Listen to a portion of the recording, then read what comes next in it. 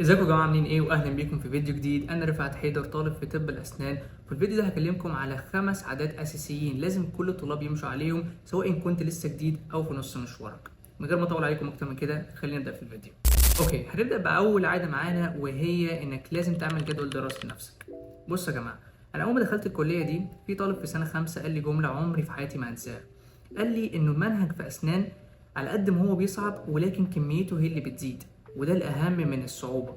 فبالتالي من ساعتها وانا دايما متحفز، ودايما شايل هم الوقت اكتر من الصعوبة نفسها. وطبعا عشان محدش يفهمني غلط، انا مش بقول خالص انه المنهج مش بيصعب، بالعكس اكيد في صعوبات، واكيد في حاجات الناس هتبقى مش طايقة نفسها فيها.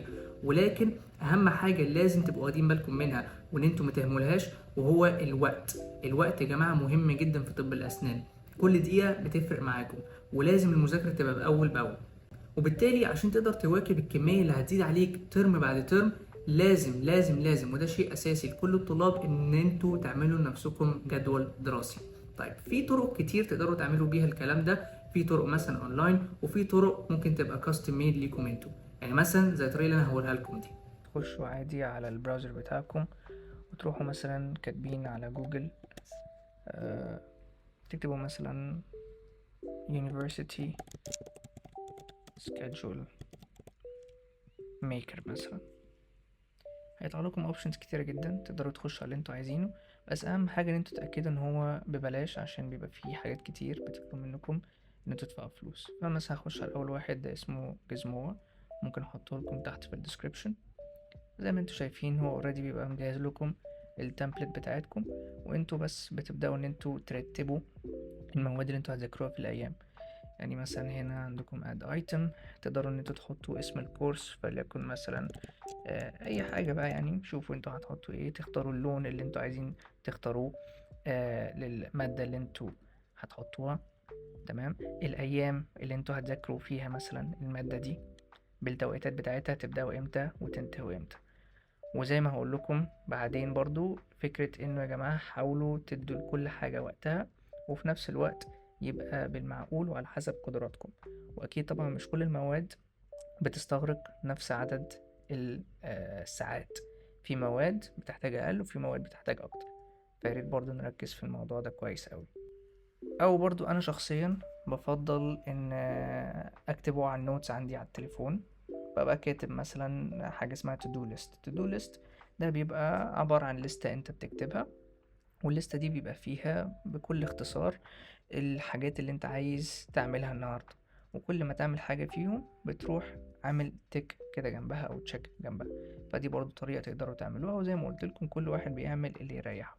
او لو عايز تمشي على الستايل القديم وتكتب انت ورقة بايدك وكل الكلام ده، برضو مفيش مشكلة. بس انا افضل ان انت تعمل حاجة الكترونيك، بحيث انك تقدر تعدل عليها بكل سهولة، ويبقى ليك اكسس في اي مكان. مش شرط ان انت تبقى الورقة دي حاططها مثلا في الأوضة فقط، فكل ما تحب تعرف انت وراك ايه دلوقتي تروح على الأوضة.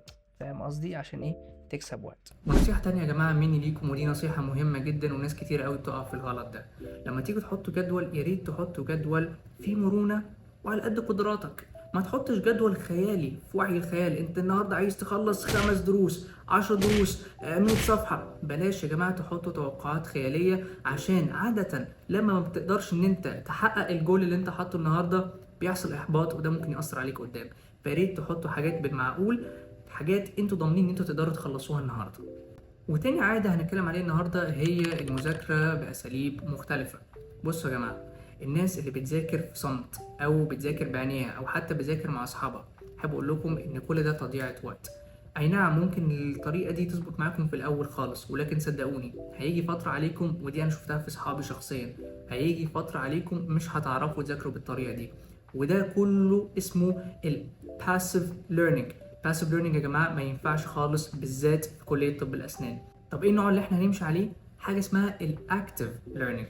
طيب احنا بنعمل ايه علشان تبقى مذاكرتنا ماشيه على طريقه الاكتيف ليرنينج؟ مبدئيا كده، وقبل اي حاجه، لازم يا جماعه يبقى في حاجه في ايديكم بتعلموا بيها. سواء انتوا بتذاكروا على PDF او بتذاكروا على كتاب، لازم يبقى في قلم او هايلايتر في ايديكم تعلموا على كل اللي انتوا بتقولوه. وما يمنعش برضو ان انتوا لو في سايد نوتس عايزين تكتبوها على جنب، او معاني كلمات عايزين تكتبوها على جنب، تعملوا ده بالظبط. طيب هل احنا وقفنا كده؟ لا، برضو حاول تشرح لنفسك بصوت عالي شويه. يا جماعه المذاكره في صمت مش هتلزق المعلومه في دماغكم، حاولوا تذاكروا بصوت عالي. الموضوع ده بيساعد جامد جدا، وده شخصيا الطريقه اللي انا بمشي عليها. وبعد ما تخلص تقدر ان انت تشرح لاصحابك وتشرح لزمايلك، وممكن برضو تراجع معاهم. ولكن لاحظوا هنا انا قلت ايه؟ قلت تراجع معاهم مش تذاكر معاهم. وطبعا لو الجامعه بتوفر لك اسئله، او لو انت تقدر تعمل اسئلتك بنفسك، ده برضو مش هيضر وهينفعك كتير. العادة التالتة وهي أسلوب حياتك. لازم أسلوب حياتك يبقى صحي جدا يا جماعة. دي حاجة ناس كتيرة جدا بتهملها. أنت واحد بتعمل مجهود جبار في الكلية، بدني وعقلي، فبالتالي من أهم الحاجات ومن أساسيات حياتك لازم تبقى اهتمامك بصحتك البدنية والعقلية. بمعنى إنك تاكل كويس، تروح جيم، تمارس تمرينك لو أنت واحد بتروح تمرين، تنام كويس. يا جماعة تخيل نفسك انت دلوقتي مثلا واحد رايح على سفر وانت اللي سايق، اكيد هتنام كويس قبلها واكيد هتفول العربيه. نفس المبدا تماما في دراستك. ويا ريت يا جماعه ما تستهونوش بالنوم، النوم ده مهم جدا، صدقوني النوم ده ساحر، بالذات لتثبيت المعلومه وتنشيط الذاكره. فانا انصحكم ان انتوا ترتبوا مواعيدكم. ترتيب الميعاد ده، ترتيب الاوقات، هيبقى ده رابع عاده معانا، وهي تنظيم وقتك. يا جماعه حد هيجي يقول لي انظم وقتي ازاي؟ معرفش ايه، انت بتقول كلام كتير جدا. من الاخر كده دي ليها علاقة بيك انت، بشخصيتك انت، بارادتك انت. انت لو عايز توصل لحاجة ولو في طموح عايز تحققه، 100% هتعرف ان انت تظبط اوقاتك. انت قدامك 24 ساعة في اليوم، ظبط اوقاتك بناء على ظروفك انت. انا مش هقدر اجي اقول لك قسم وقتك بالشكل الفلاني، عشان حياتي غير حياتك، واسلوبي غير اسلوبي، وقدراتي غير قدراتك. بس اهم حاجه يا جماعه انه تنظيم الوقت ده ما ينفعش يفلت منكم، علشان الزنقه في طب الاسنان بتبقى وحشه قوي. طيب ممكن انظم وقتي ازاي؟ من اهم الحاجات اللي بتساعد على كده هو ان انت تعمل جدول لنفسك زي ما قلنا قبل كده. العاده الخامسه والاخيره، ولكن دي بالنسبه لي اهم واحده عشان كده حطيتها في اخر القائمه، وهو يا جماعه لازم تبقى صريح مع نفسك. دي اهم حاجه، تصالح مع النفس، وانك تبقى قادر تحدد نقط ضعفك، وانك تبقى قادر تعترف بغلطك. دي كلها مهارات مهمة جدا جدا جدا، ولازم ما تهملهاش خالص، عشان دي الطريقة الوحيدة اللي هتقدر تتقدم لقدام. بصوا يا جماعة، حاجة مهمة جدا عايز اتكلم عليها، وهي فكرة التنافس. في واحد يجي يقارن نفسه بصاحبه، او يجي يقارن نفسه بالاول، او مهما كان. ده مش غلط مادام طبعا في اطار صحي، ولكن الاهم من كل ده هي ان انت تقارن نفسك بنفسك. شوف انا قبل كده كنت ايه، ولازم انا اتفوق على ده. يا جماعة التحسن بيبقى نسبي ليك انت مش لغيرك، دي حاجة مهمة جدا. اقعد مع نفسك كل ويكند، جيب ورقة وقلم، او يا سيدي بلاش ورقة وقلم عشان ما تقولش ان انا مزودها. قول لنفسك انا عملت في الاسبوع ده كذا صح وكذا غلط. ايه الغلط؟ حاول تحسنه. اكتب المواد وشوف درجاتك في المواد دي عامله ازاي، شوف طريقه مذاكرتك في المواد دي عامله ازاي، شوف المواد الصعبه او المواد اللي انت واقع فيها، وتقدر ان انت تزود عدد ساعات المواد دي مثلا في الجدول بتاعك. والعكس صحيح، المواد اللي انت شايف انك بتضيع وقت فيها كتير وانت مش محتاج الوقت ده كله، بكل سهوله تقدر ان انت تقلل الوقت شويه. اعمل adjustments، اعمل جدول، واعمل خطط خلينا نقول تفيدك انت، ليك انت. وللاسف في ناس كتير بتهمل الموضوع ده وشايفه ان ده تضييع وقت، وانا مش محتاج الكلام ده كله، وانا لا انا هظبط وانا هعمل وانا هساوي. بس صدقوني يا جماعه الوقت بيسرقكم ولا بتعملوا اي حاجه. وصدقوني دي من اهم الحاجات اللي هتفيدكم قوي في اي كليه، خدوا بالكم.